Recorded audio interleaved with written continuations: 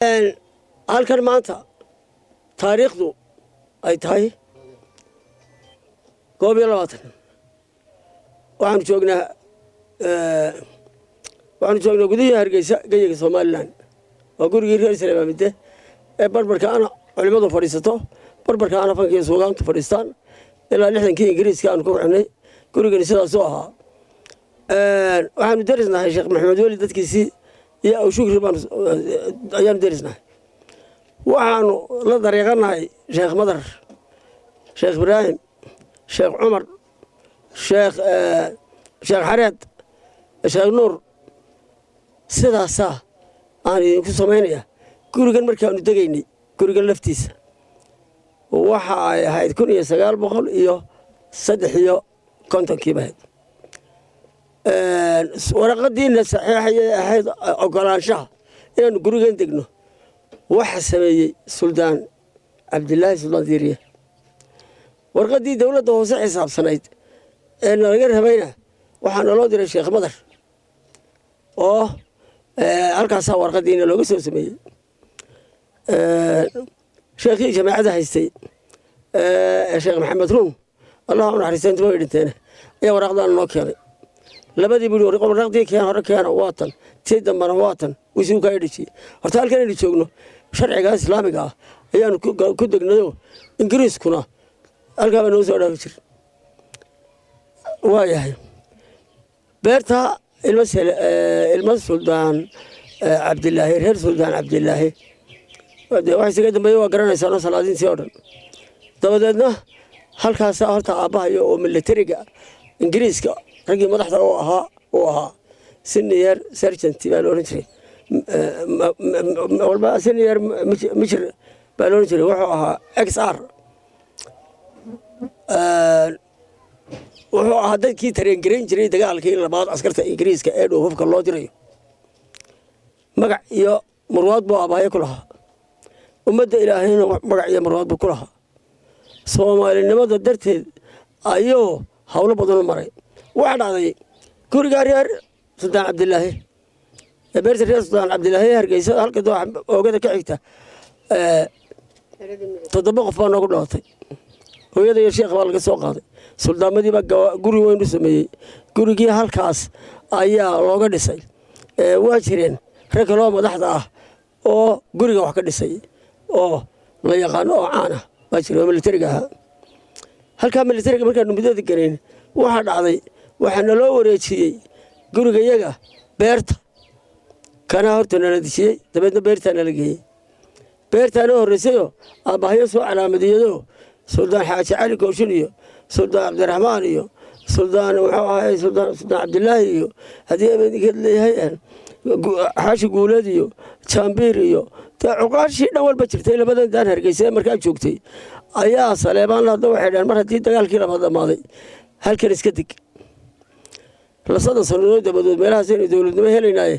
hanaga tagina mar hadaad militariga aqoon u leedahay adduunyada waa arag soo maray tahay oo kama marane halkan iska dig aabahay wuxuu yiri meesha la yiraahdo beer ee adduunyada u dhow beerato waxaan ku leeyahay uu laba ceel iyo beer eegna waxaan ku leeyahay 12 ceel iyo laba beerood intii aan shaqada rawaxday ka yareed ka dambeysay ayaan isku hagaajiyay waan ku noolaan karaa hadii leedihiin halkan intii naasi lagaaga maarmo dhulka ayihiisa waan idin ogalay buu sidaas beertan 5 mayl ka shaqeysa waalaha waqooyi naloo dishii abayalka wuxuu nagu sameeyay dameero ari lo haruurka oo la beero farsamo waxoogaa qarafaysato yani dad faqiir halkaas kaga nool ayaanu ahayn laakiin haddana dhulkii ciidooda ku taajira oo intaas oo shay baan haysanay abahay wuxuu ka shaqayn jiray markaas public works department hawlaha guud ee hore ee Hargeysa fooqa ku yaala MT-da ma la yiraahdo workshopka baabuurta dawladda lagu sameey jiray ayuu ku labadii gaale haysay dhaliya Stephen waariyaane waxa yeeshan Ingiriisku waa ka dhow tagayaa xusuus waxaan idinku haynana siiyo dabada daarta yara aad wadooyin muka farta laga qaaday geerishka weyn ee dawladda hawlaha guud ku samaysan ayuu halkaasuu ka sameeyey oy ogolaadeen oo runtiina xusuus baanu ka tegeyna ka soo soco taas waa tilmaan guud beerta waxaanu degnay 1946 aanu degnay qoladii sharciga nasiisay guriga ayuu makaanana siiyey odaygii baa laga maarmi waayey raggii kambeenka Soomaaliyeed inay gasho halkaas sameeyay baa abahay ka mid ahaa SST oo ka mid ahaa Somali Society SNL buu ka mid ahaa NUF buu la socday JSD buu la socday raggii wadanka dadaalkiisa gobonimada ayuu abahay ahaa rag badan buu kala mid ahaa dabeedna abahay wuxuu geeriyooday Allah u naxariistay 1900 iyo afartii bishii sideedaad ya sideedii bishii afraad 1970 ayuu dhintay abahayo Allah u naxariistay isagii madaxda xirtay waayahay meeshaydii baan iska deganay sidii baan u deganay haddaba wax riya ah ninka howlaha guud laga dhigay ee wasiirka laga dhigay ay ummadda aad isu qabsadaan waxaaba laygu yidhi magaciisu cali maleexaan buu ahaa oo wax ujeedadii waa maxay baan idhi waxay yidhaaheen waa maleexde waa garmaqaate waa muran badane waa nin masiibo ah sidaasa magaca loogu bixiyey bay ka timaadana haystee hadduu baan arkaa inay wax ka run yihiin waayahay beertan sharcigeediyo buuxa ayaan weligayba haysanay sanad walba waa la cashuura laba sanadood baan u cashuuraa sanad baan u cashuuraa beertayda caddaynteedii horta waa sidaas calina nin miyir qaba baanu ka ogeyn haddiise wax iska dooriyeen habeenkii iyo maalinta isbedelo waa laga yaabaa inaanu dhammayn waayo waxaan taa u leeyahay boorama way is haystaan barcona way is haystaan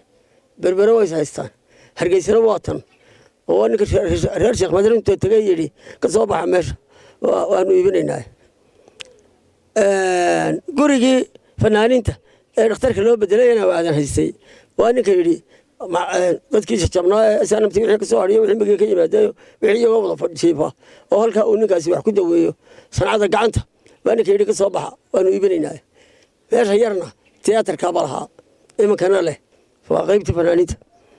cali boostii burco iyo saldhigii bilayskii burco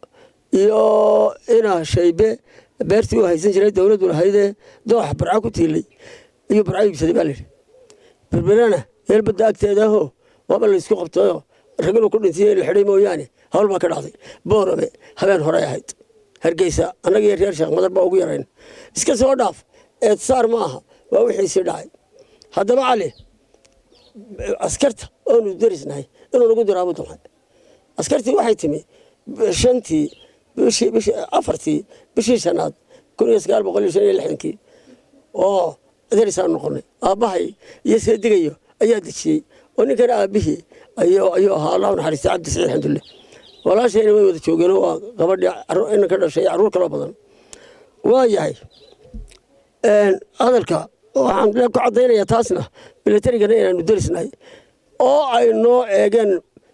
wasiirkii wasiir daakhiligi hore cali waran cadde iyo wasiirkii howlaha guud cadaani wasiirkii cadaani ma wasiirkii gaashaandhigu ahaa ya cadami iyo wasiirkii duulista iyo hawada oo iminkana ah wasiirka madaxtooyada waxaanu halkaa kaga balannay in beeralayda shirkii ugu dambeeyey oo salaadiintii fadhido laba suldaan maxamed iyo suldaan cawil fadhiyaan oo 5 guddida beelaha ka mid oo ina cali waxa odaygii ina abtiga u nahay ina cali geedi baa joogay 5 wata culimadii baa joogtay cuqaashii baa joogtay beeralaydii oo dhan baa joogtay waxaa la yidhi 400 mitir loo jiro beeraha oo laydinka codsanaya sidaasaanu aqbalnay taar baanu ku goosanaynaa bay yidhaaheen wax dambana laydinkuma leh ninka cadaani la yidhahda wasiirka gaashaandhiga cadami ayaa wuxuu yidhi ninka hayr islaamidii halkaa ka soo jeeda iyo raggu ku jira halkaa waxaa had iyo goor madaarku doonaan 1 kilomitir iyo 2 mitir inay sheegtaan in la siiyo ay ku leeyihiin maxamed xaashi cabdi maxamuud cabdi xaashi walaalkii maxamed la oran jiray allah naxariisto ayaa arrintii ka hadlay wuxuu yiri islaam bid Soomaa bisha Juun la yiraahdo 3 bilood bayna ka xigeen haddii aan lacagteedii bixin waayo inta kilomitirka iyo 2 mitir haddaan bixin waayo iyaga la meeshooda warba haddaan loo yahay marag baan intiiba waxay yiraahdeen saxabkay tuman oo runtiisa waa warcad bayna ku diidi ma iban koor taasi waa cadayntii aan ku lahayn airportka ahaatee ali waxa la wuxuu noo haysto oo sharciye ma ay jiraan waxa waxaanu isku qabanayna waan idin soo gaabinayaabe waxay ahayd war hunguri buu ahaa war hunguri ali war hunguri baanu isku jeedno haddaba isku jeedno rag uu ka heshiiyay waxa la yimid soo ka qaaday waan ay saf ka qaaday waa ka sidan u salsalay waxa ka daran ali talada ka xumaatay dee odayaashii oo dhammaysa seegeen oo afkiisii xumaa u gaarsiiyey ilaa afxami waxuu yahay suldaan buurmadow suldaan maxamed cabdilqaadir suldaan muxuu ahaay boqor buurmadow faysal cali waraabe haddii badankii caaqilka iyaga annaga oo ah axmed maxamed daahir cabdiqodax haddii badankii yahay waa yeel iyo culimaba waxay ku yidhaahdeen war beerta waa la yaqaan 46 bay digeen argeyso dhan baa taqaan ciidanka xamar baa yaqaan kacdan jooga yaqaan jabuuti ka jooga yaqaan reerkaas waa reer caana kulliyada culimada ku soo degi jirtay odayaashii suldaamada ku soo degi jiray hudheelo lama jiri jirin ari badan bay lahaayeen culimadu laba wan nooga soo qaada arigiisa abduun bay oran jirtay beertii nabiga baa loo bixiyay gaadhi baa loo diran jiray ilaa geesay lahaayeen wanankiyo lama iibsan jirin halka qof hal xirta ku dhamin ama ku shaqeeyeen maxay ku noolayn ma og jirin waxa markhaatiya sidaas oo kale qoladii airportka ka shaqeyn jirtay airportka ma jirin tower yar baa jiro shishe oo imka halkii ka sii muuqda waxa sareeyay gaal leeyahay Masar Tiribas waxa joogay Xasan Daahir waxa joogay Axmed Cali Dable waxa joogay Ibrahim Dayer waxa joogay Xasan Maxamed waxa joogay operator ahay مسؤولين ninka loo jiray waa joogay qaarna hawada ka shaqeyn jireen diyaarada yar oo Ingiriisku leeyahay jet fighters leeyahay oo meel ku socdaan iyo waxay bihiin aan garanayn ayaa garoonka Forest Landing ku sameyn jiray fadhiisi degdega dabadna waa naga tagi jireen cidina gaalka ma weydiin jirin maxay yihiin waxani muraad baan ka lahayn sidaas waqtiga iyagu waqti fog u ahaa haddaba deegaan raagay baa waxa ku yaala dastoorka deegaan raagay lama rari karo lama riixi karo taasna sharciga dadkaanu kala midnahay haddaba waxa weeye hadalka nin badiyeyna ma wada odhan baa leeyahay nin yareeyeyna kama wada tegine cali hunguri baanu isku seegna waxaana lagu yidhi waa nin qaabilaad weyn waar calow maxaad naga rabtaa kolkaasuu dhaha waynu heshiinaynaa waa isaga arkaynaa dee waayaanu soo noqono cabdillaahina xaggaa ka yimaado cabdillaahina wuu yimi halkan aanu isugu wada nimi hal cabdillaahi ninkaas aduu ku sugaya balse waraysta maadhi inankii madaxa ruuxayuun baa yimi dee waxbuu ka odhan wagaayey wuxuu ka odhan kari waayey 100 kun isiiya ama wax ka sarreeya ayuu ka odhan kari waayo ana sidaas unbuu iga ahaaye waxaan islaaba cabdillaahi iyo runta isu sheegayaane ma la waaye haa iska dhoof baani haye maxamuud xaashi cabdi wasiirka madaxtooyada ayaa dabeedna yidhi warbal adigaagan axmed iyo xisuuq kuusi markaan xashka ka soo noqdo ha ii yimaadeen dabeedna dee tuuguwa balaaye sanqadhiiba dhegta ka maqlay iyo tuugiyo waraababa wax ka feejig baa layidhi kolkaasuu yidhi haddaba ka gaadhsiiyo intaan maxamuud xaashi cabdi iyo arrinta madaxweynuhu gaadhin waraaqihii hoostu dhigay reerkiina waxbuu weydiistay way isa seegeen afkana waabaa ka dhacay iminkana waxaabuu marayaa ayuu hortays yidhi haddaba ka gaadhsiiye midda labaad dowladda iyo madaxweynaha iyo soomaalida bulshada ah iyo tijaarta iyo islaamka midna abaal uma dhigin ninkaasi midnaba abaal uma dhigin waxba umuu reebanba dee heestii waxay ahayd wuxuunbaa la xeriyaa haddii xiisuhu ku qaado xidigaha hanku uu ku geeyo wuxuunbaa la xeriyaa mar haddaad mas-uul uu noo noqday inuu sidaa yeelo alla ilaahay may ahayn mida kale wax cunista afba kale la yiraahdo oo la kala qaataado way jirtaado hadduu noo tacab galay uu noqdo waa war dawada la tacab galay wixisiya dadkiisu ka mid ahaan annagina waxyagi noo madayn isaguna wax ma helin waxaasoo keenay ta ugu weyn wax weeye sharciga iyo dawladda xukuumadda oo labadaba gandaha jaray oo indhaha jaray oo yidhi waxba ma aha tani wadadii burco iyo cirigaaba u dhaxaysay waa ninkii joojay xumaantu karti iyo hufnaanu leeyahay wanaagga karti iyo hufnaanu ma laha waxaan kaga hadhayaa ninkaas dhulka la duubi maayo beerta annagaa leh sharciga iyaguna waa noo buuxa waa kaa madaxweynaha iyo baarlamankii iyo waxay ahayd madaxtooyadiina siisay bulsho iyo somalilan waa og tahay waxaan kugu daray cadan iyo jabuuti iyo soomaaliya iyo halkaa reer salaamida gurigooda waa la yaqaan culimadaa ku soo degi jirtay beertayada iyo guriga iyaga sababta waxay ahayd ma jirin udheello la seexdaa ma jirin daarada baa lagu degi jiray ragga iyo diinta ku caanka ah ee soo dhaweynta dadweynaha ku caanka ah ayuu aabbahay ka mid ahaa anigu halkaasaan kaga baxay waanu helaynaa beertayada dhulka la duubi maayo way noo taallaa dowladana raalli baanu kanay dadweynahana raalli baanu kanay laakiin wax iyaga waa helaynaaye hal baa seegay niman hal seegin maxamed cali hal baa seegay markaa hadalka oo dhex bartanka aan ka marayay aan idiin caddeeyey boqor buur madow suldaan maxamed cabdilqaadir haddii eedinkeeda lahayahay faysal cali waraabe caaqilka iyaga axmed maxamed haddii eedinkeeda layahay culimada cid kastaba oo ay la hadleen oo yidhaahdeen anagoo cabanayna markay maqleen waar beertani ma aha cidlee sharci buuxday haystaaye madaxweynaha soo siiyey adiga maxaa ku qaaday waa ogoon raagtay nimankani wuxuudaba intaasay tirsanayaan waddanka ku leeyihiin waa wada jabahadihii wuxuuda inoo fasax iska fasax hadalka kalaamal islaamka ah maslaxadda ah annagaa u diranay annagaa barinay annagaa la hadalnay annagaa erga noo ahaayeen alla waa ininkaa ka reebeen iyo waxay u sheeganayaan midna ma jiro laakiin oday biiya la dhaha ninka oday biiya ma aha anigu afxuma inaan geystoon ku tiirtiirsado balse ninka magaciisu ma reexaan maahe waa maleexaan ma leexde ma yeele ma garqaate musuq maasaq adeebay qaar baa idhaa laba jeebuleeyo kaana wuxuu ku ridaa lacagta kaana wuxuu ku ridaa sharciga waan anagu waxba idin garamayna horta naga taga baan ku nidhi inta wax noo sheegay aanu dhi war ilahay kamaydan ka baqay naga taga way badnayd haddaba waxaan leeyahay cali raggu waysa seegaa sidanoo kale laysuma seego waayo tolo iyo xididba waanu nahay wasiirka iyagii weeye waddanku waa somalilan dhibaatada loo wada maray dalka waa la garanayaa kolkaa guriga caanka ah yar ee halkaa la fadhiyo maya ninkaasi ilaahay hana kala nabadgeliyo dalkana allaha ka nabadgeliyo madaxda allaha ka nabadgeliyo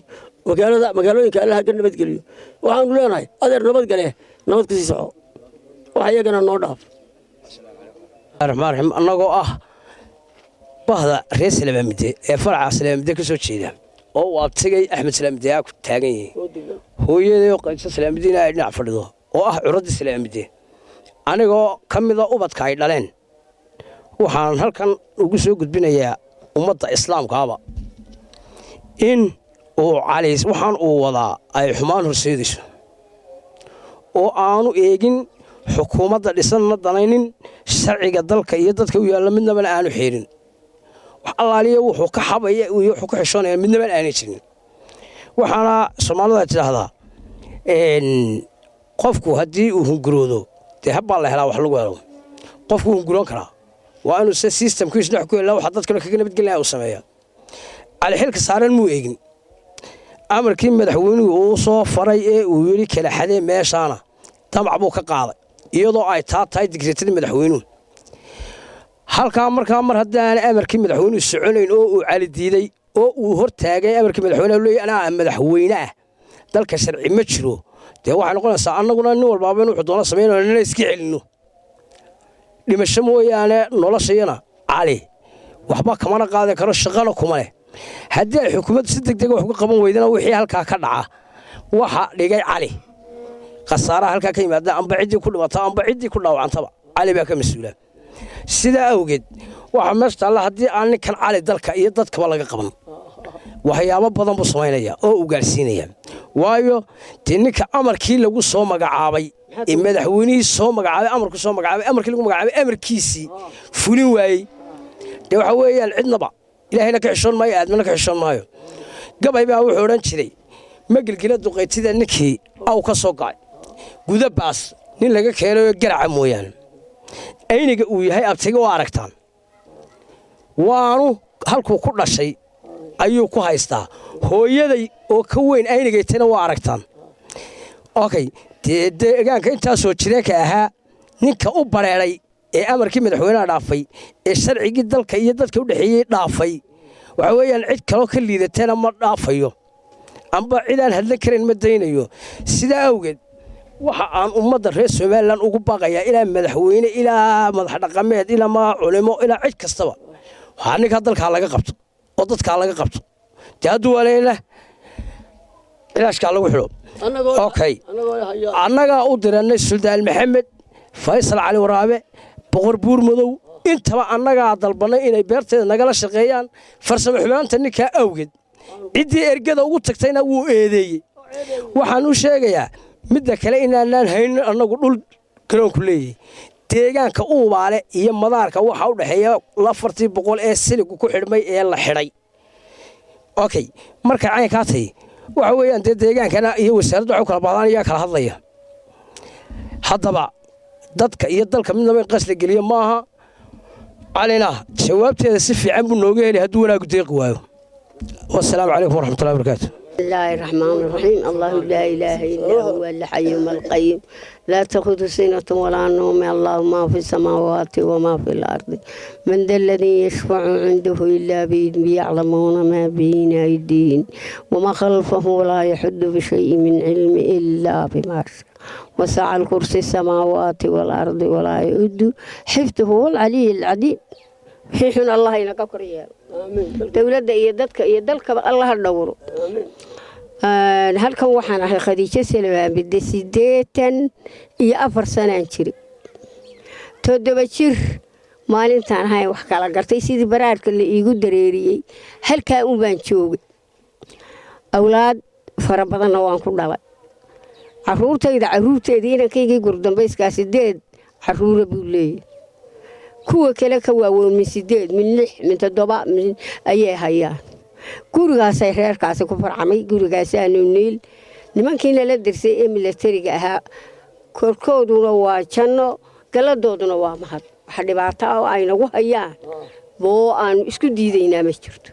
kuwa airportkana sida ay la daaligeed weey waxaasaan ku cabaanaynaa kana calaacalayna de wasiirka walaalkaya ee ehelkaya in reer shaqo saxaaqa ee annagoo dadka wada cadaaday adamcay inuu ciidi aan fadhinaan ku dhalanay kor nooga kiciyo waanu ku cabanayna ilaahayna waa ugu cabanayna dawladeedana waa ugu cabanayna madaxweynaha noo cabanayna wasiirada noo cabanayna oo hadii bukuru jananada noo cabanayna oo waxaan noo cabanayna culimada noo cabanayna oo asaridiinta noo cabanayna oo sulaadida noo cabanayna waxaan leenahay hana laga qabto ninka hadii Soomaalinimo iyo wada dhalasho iyo dawladii jirto waa iga dhantahay